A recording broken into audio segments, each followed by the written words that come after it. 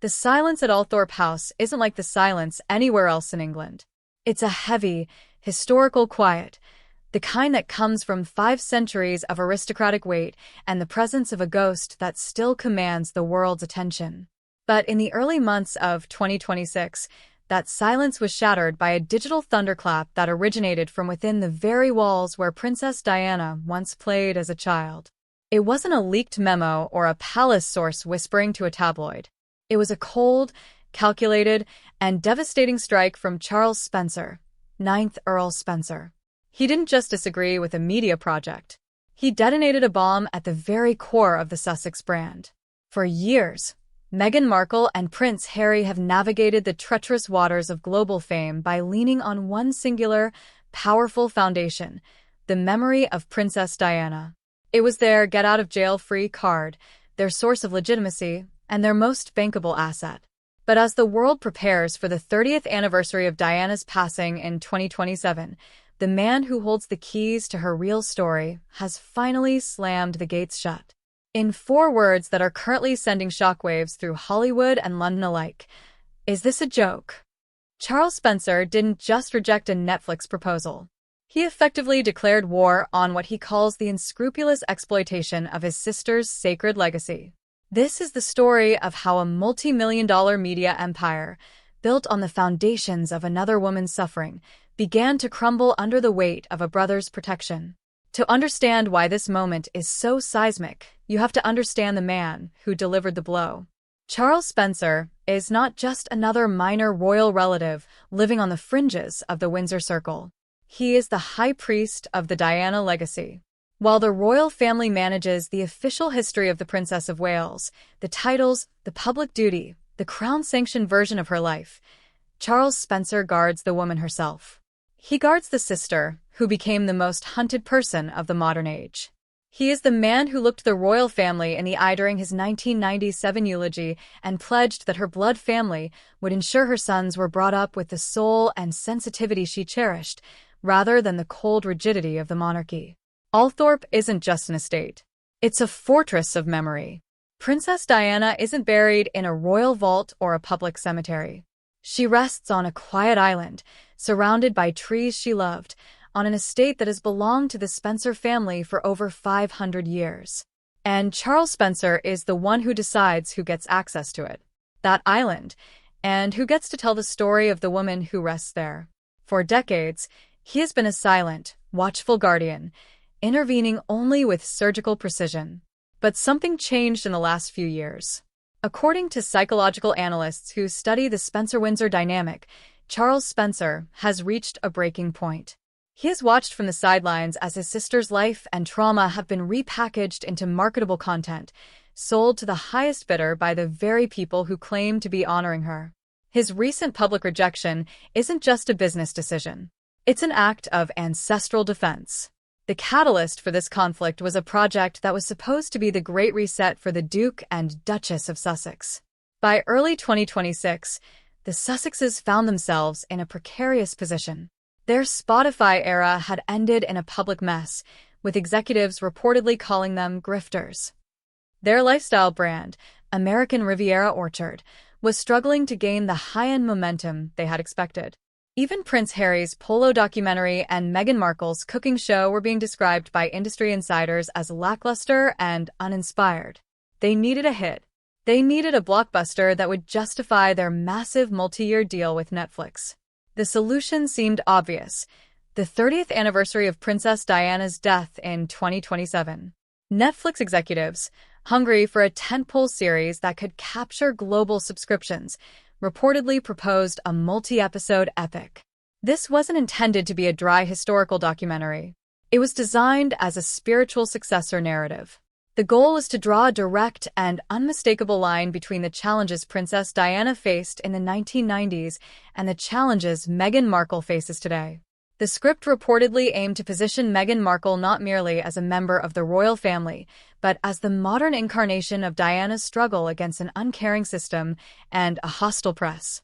It was a strategy built on nostalgia, contemporary conflict, and a very specific kind of victimhood narrative that has become the Sussex brand's trademark. But there was one major flaw in the plan. they assumed Charles Spencer would play along.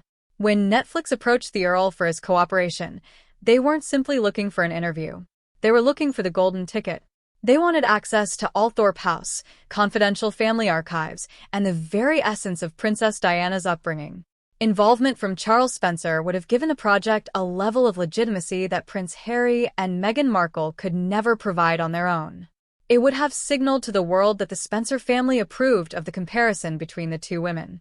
But when Charles Spencer sat down to review the proposal and saw Meghan Markle's name listed as a primary participant and spiritual guide for the series, he didn't see a tribute. He saw something else entirely. An absurdity. He saw his sister's memory being used to prop up a failing media brand. The reaction was immediate. From the portrait-lined halls where generations of Spencers looked on in silent judgment, Charles Spencer reportedly detonated a bomb. He didn't just say no. He made it clear that the very idea of comparing Meghan Markle's modern celebrity struggles to Princess Diana's life-and-death battle with the establishment was, in his view, a joke. In 4 words, he dismissed the entire foundation of the Sussex's American identity. He slammed the gates of Althorp, and in doing so, locked the Sussexes out of the only story that still made them relevant to a global audience.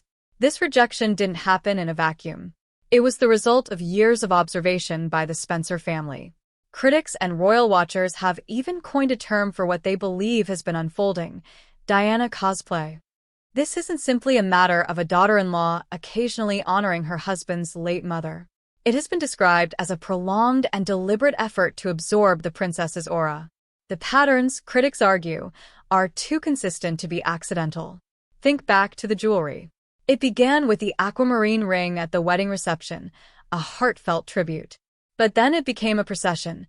The butterfly earrings, the Cartier tank watch, the gold bracelets, items that were not merely jewelry, but symbols deeply associated with Princess Diana's identity. Each piece appeared during high-profile moments, ensuring maximum photographic impact. But the imitation, according to critics, went deeper than accessories. It extended into the narrative itself. The 2021 Oprah interview was described by some commentators as a masterclass in structural mimicry: the lighting, the pauses, the themes of being silenced and neglected emotionally. To many observers, it felt like a 21st century echo of Princess Diana's 1995 Panorama interview. Meghan Markle was portraying herself as the outsider being crushed by the same gray suits that Princess Diana had once warned the world about. For Charles Spencer, watching this unfold from Althorp may have felt like seeing a distorted reflection of his sister's pain being repurposed into a branding strategy. The most devastating aspect of this veto is the psychological rift it creates for Prince Harry. He now finds himself in a deeply precarious position, caught between the loyalty he owes his wife and the heritage of the family he left behind. For Prince Harry, the Spencers have always represented the more authentic side of his history, the part of him that was not shaped solely by the Windsor institution. But by allowing his media ventures to rely so heavily on the retelling and commercialization of his mother's story, he risks alienating the very people who once vowed to protect him. In 1997, Charles Spencer stood at the pulpit of Westminster Abbey and promised to protect Princess Diana's sons. Nearly 3 decades later, that promise may have taken on a very different meaning. Protect Princess Diana's sons. He promised to make sure they were not only immersed in duty and tradition, but also encouraged to remain soulful. Now, in 2026, it appears that Charles Spencer believes he is fulfilling that promise by protecting Prince Harry from himself. By refusing to allow the Sussexes to use Princess Diana's name for a commercial Netflix series, he is effectively saying that the brand has become more important to them than the truth itself. It is a rebuke that cuts deeper than any headline because it comes from a place of blood, history, and family loyalty.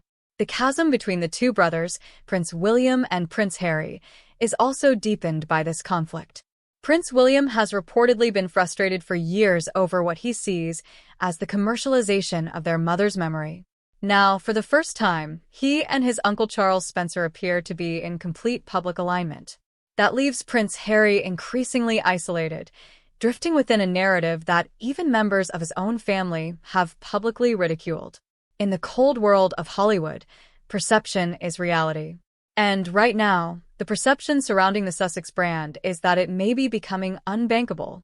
Brand strategists and commentators have been united in one assessment. The Spencer veto could become a terminal event for the Sussex's royal-themed content strategy. When the brother of Princess Diana publicly characterizes your project as exploitation, you lose the authentic emotional connection that served as your primary selling point. Netflix employees are reportedly said to be in a state of panic. The planned 2027 Princess Diana project had been viewed as their one guaranteed prestige event. Without the cooperation of Althorp House and the Spencer family, the series loses its authority and emotional legitimacy. Instead, it risks becoming just another unauthorized and sensationalized documentary, something audiences are increasingly growing tired of. This inability to deliver a major tentpole project reportedly gives Netflix every reason to reconsider its massive deal with the Sussexes. If Prince Harry and Meghan Markle can no longer provide the royal drama audiences crave, and if their lifestyle content continues to underperform, industry insiders are beginning to ask a difficult question: what value do they still offer to a global streaming platform? There is now a growing risk that the Sussex brand could fade into irrelevance, swallowed by the endless noise of influencer culture and celebrity oversaturation. The financial consequences could be enormous.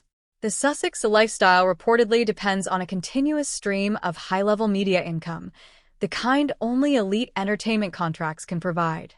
If those deals begin to disappear because the royal connection has lost its credibility, the entire Sussex empire could face a collapse that is both sudden and brutal. But beyond the grand facade of Althorp House lies something even more valuable than land, titles, or wealth: the private papers of the Spencer family. When we talk about the Althorp Veto, we aren't just talking about a camera crew being denied entry to a private estate.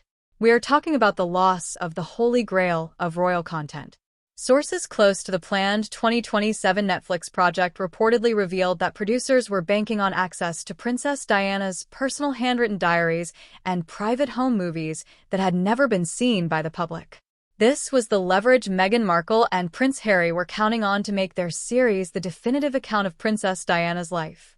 But Charles Spencer understands that once those images are digitized and streamed across the world, the mystery surrounding his sister disappears forever. By saying no, he didn't merely stop a documentary.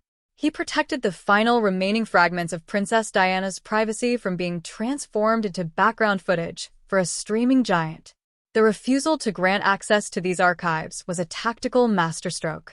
In the world of high-end documentary filmmaking, exclusivity is currency.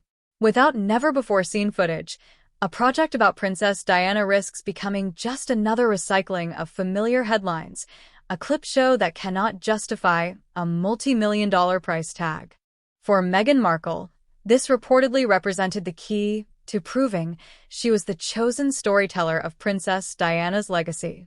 If she had been the one to unveil these deeply private moments, her image as the spiritual heir to Princess Diana could have been permanently cemented. But Charles Spencer appears to see through the strategy. He understands that the moment those archives are opened for commercial use, the Spencer family loses its position as the guardian of Princess Diana's memory.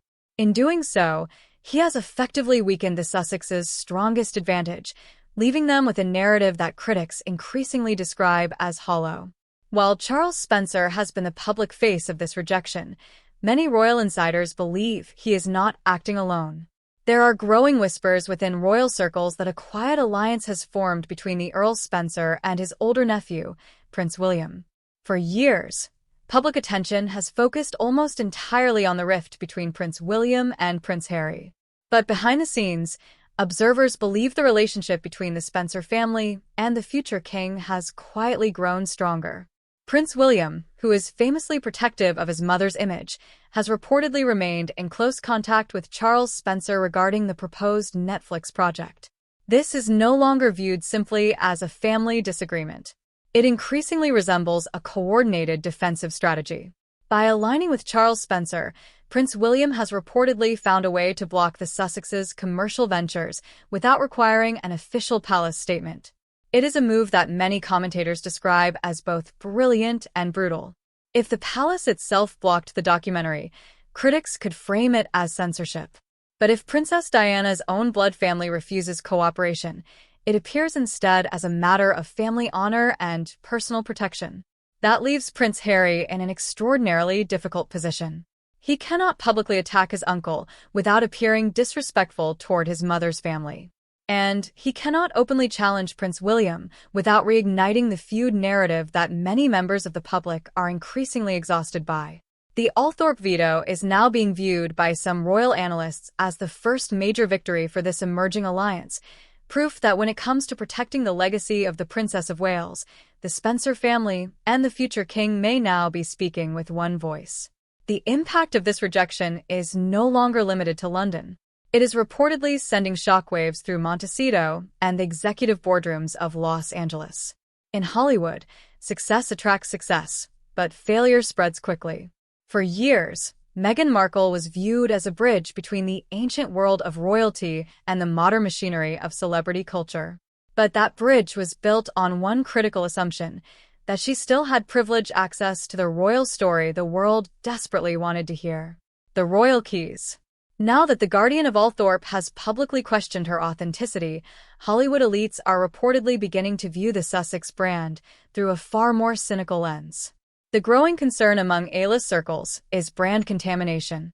If Meghan Markle is perceived as someone exploiting a beloved figure like Princess Diana, especially when Diana's own brother appears to be condemning it, then she becomes a far riskier partner for major global brands. Observers have already pointed to a cooling of interest from luxury fashion houses and the slow progress of her lifestyle brand, American Riviera Orchard. The Spencer veto now acts as a warning shot to future collaborators. Align yourself too closely with this narrative, and you may find yourself standing on the wrong side of public opinion. In the ruthless world of celebrity endorsements, authenticity is everything. And once that aura begins to crack, invitations and opportunities can disappear quickly. The Sussexes are no longer just at risk of losing a Netflix project. According to critics, they may be losing their elite status within the very Hollywood world they moved to America to conquer.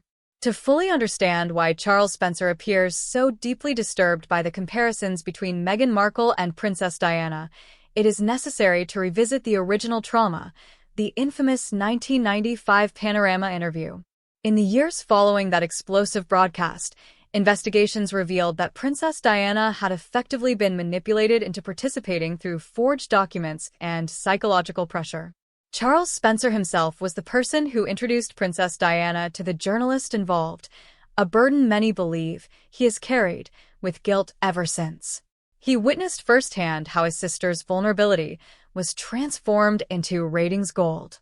And now, decades later, critics believe he sees a disturbingly familiar pattern emerging once again. He sees a modern media machine attempting to use his sister's suffering to generate profit, attention, and engagement. For Charles Spencer, the comparison between Meghan Markle's 2021 Oprah interview and Princess Diana's 1995 Panorama interview is not viewed as a tribute. In his eyes, it represents a repetition of the same exploitative behavior. He reportedly sees the Sussexes using a language of victimhood similar to the one that once consumed his sister's public life. By blocking the 2027 project, he appears determined to break that cycle permanently. This is not simply about rejecting a documentary. It is about refusing to allow Princess Diana's pain to become a template for modern celebrity branding. To supporters of the Spencer family's position, this is a defense of the truth, the painful, complicated reality of what Princess Diana actually endured, rather than the polished narrative critics claim is being packaged for American audiences. The Sussexes have repeatedly attempted to pivot their brand. They have experimented with podcasts, cooking shows, lifestyle ventures, and polo documentaries. But none of these projects have achieved the explosive cultural impact of their earlier royal-centered revelations. Critics argue there is a simple reason for that. Audiences are not primarily interested in Meghan Markle as a lifestyle guru or Prince Harry as a polo enthusiast. They remain interested in Meghan Markle and Prince Harry as royals. And for years, the connection to Princess Diana was the emotional thread that kept that royal identity feeling alive, relevant, and emotionally charged after their move to California. That emotional connection was what made them more than just another famous celebrity couple. Now that the connective tissue has been severed by the Althorp Veto, the Sussexes appear to be facing a profound identity crisis. Their podcast archetypes was criticized by some reviewers for feeling overly scripted and lacking genuine insight. Several of their Netflix productions have also been labeled by critics as vanity projects. Without the ability to rely heavily on the Princess Diana narrative, Meghan Markle and Prince Harry are increasingly being forced to stand on their own individual merits, and according to many industry observers, the market response so far has been lukewarm at best. This is the hidden danger of the Spencer rejection. It doesn't merely block one documentary project. It exposes what critics see as the fragility of the Sussex brand once the royal and Princess Diana elements are removed from the equation. As 2026 progresses, the defining question for the Sussexes is no longer, how do we honor Princess Diana? But rather, who are we without her? In the end, this conflict is not fundamentally about money or fame. It is about who gets to define the truth of a woman who is no longer alive to speak for herself. Charles Spencer has seemingly decided that Althorp will remain a fortress of memory, a place where the real Princess Diana is protected from what he views as the exploitative machinery of the modern media industry. In doing so, he has sent a powerful message. Some things are not for sale, not even to members of his own family. As the sun sets over the quiet island at Althorp, the symbolism is impossible to ignore. To supporters of the Spencer family, the message is clear. The people's princess belongs to her family and to the national history she helped shape, not to a commercial media empire in Montecito. Many royal commentators now believe the Althorp Veto could become one of the most significant decisions Charles Spencer has ever made. In their eyes, he did not simply stop a documentary from being produced. He protected his sister's legacy from becoming a commercial product. For Meghan Markle, critics argue, a difficult realization may now be emerging. Some gates cannot be opened with titles, fame, or camera crews. Some gates are closed by family loyalty, and once closed, they may remain closed forever. To many observers, it now feels as though the ghost of Princess Diana has finally been brought home, and the world, including the Sussexes, must learn to exist without relying on her shadow. Thank you for watching this deep dive into the growing tensions surrounding the Spencer family, the Sussexes, and the future of Princess Diana's legacy. The story is still unfolding, and the consequences of Charles Spencer's decision may only just be beginning to ripple through Hollywood, London, and beyond.